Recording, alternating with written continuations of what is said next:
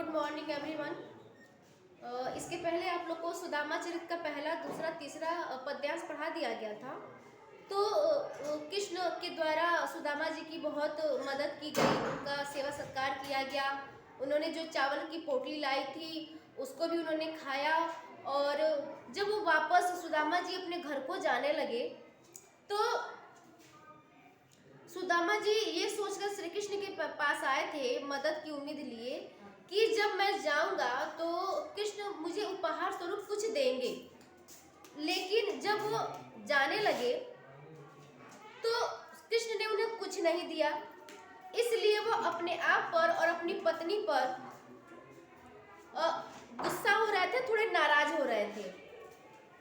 तो उसी समय का ये पद्यांश है कि वह पुलकनी, वह उठी उठी मिलनी, वह आदर की बात। सुदामा को श्री कृष्ण ने महल से विदाई के समय कुछ न दिया, न उपहार दिया और खाली हाथ ही भेज दिया। वह पुलकनी, वह प्रसन्न हुए, वह उनसे मिले, उन्होंने आदर की बातें की।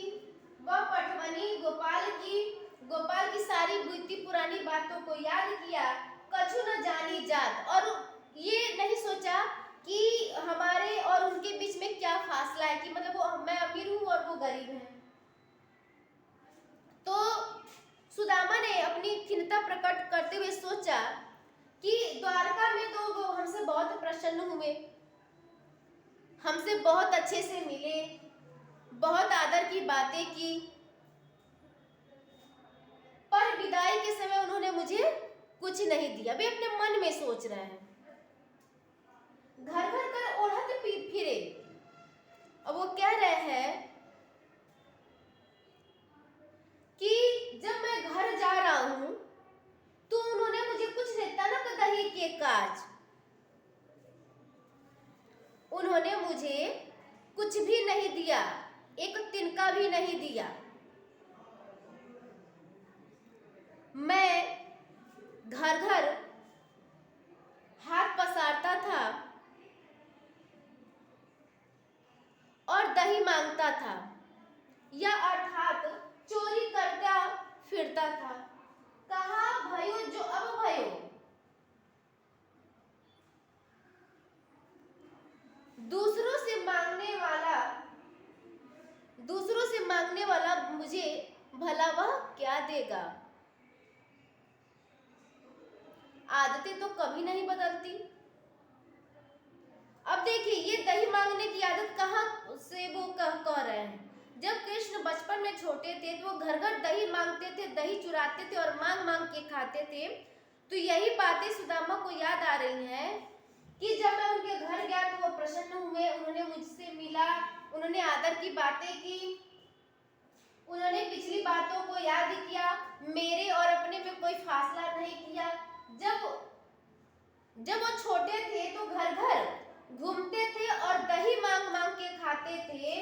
कहा भयो जो अब भयो, जो वह पहले किया करते थे वो अब भी करते थे। हरि को राज समाजा, भले ही वो राजकाज में तल्लीन हो गए, लेकिन फिर भी उनकी मांगने की जो आदत है वो अभी नहीं गई है।